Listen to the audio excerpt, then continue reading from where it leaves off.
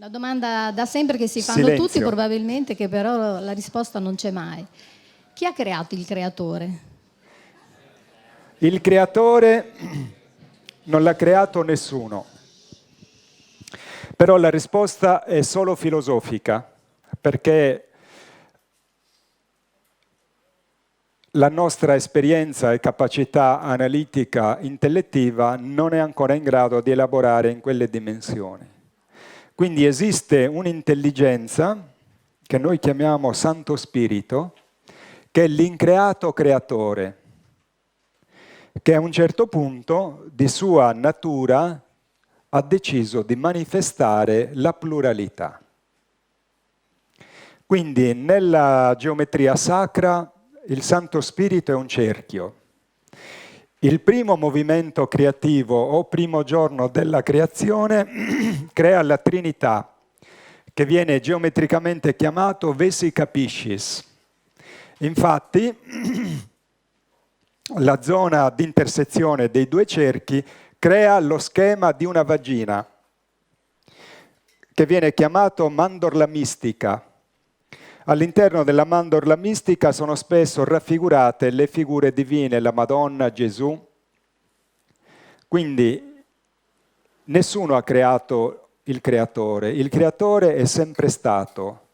Ma quando diciamo è sempre stato è un concetto non corretto, perché prima della creazione il tempo non esisteva. Quindi il tempo è un'espressione della creazione, ha avuto un inizio. L'eternità non è tanto tempo, l'eternità è tempo zero. Quindi quando sarà trascorso tutto il tempo immaginabile non sarà ancora trascorso un minuto di eternità.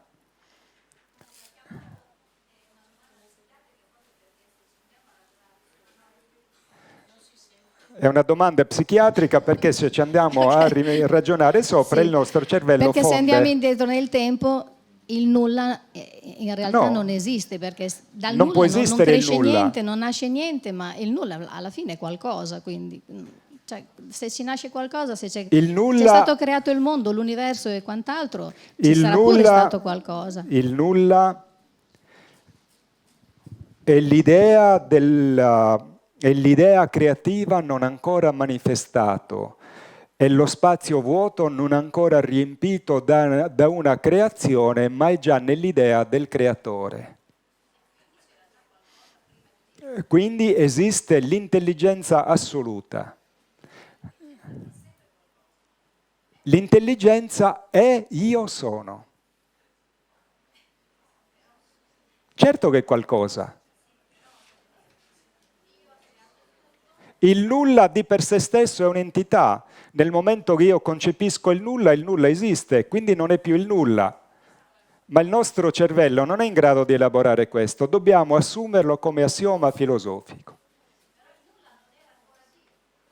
No, il nulla è Dio, esattamente sono la stessa cosa, perché il nulla è io sono, non ancora manifestato in un aspetto manifesto. Quindi il nulla e Dio sono la stessa entità.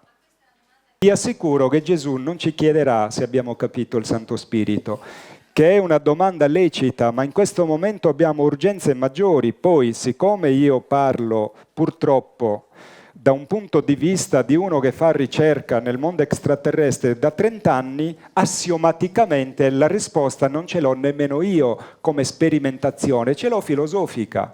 Quindi non posso arzigogolare lucubrazioni mentali su un qualcosa che di fatto nella mia vita reale non ha nessun peso.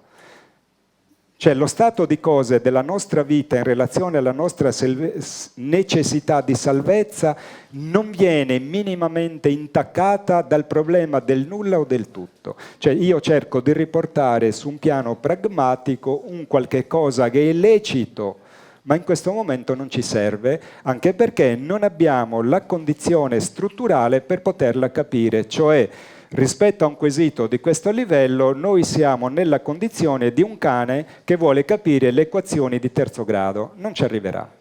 Manca la struttura, perché per poter capire questa disquisizione dovremmo avere competenze nel mondo dell'invisibile, dove non sappiamo nulla.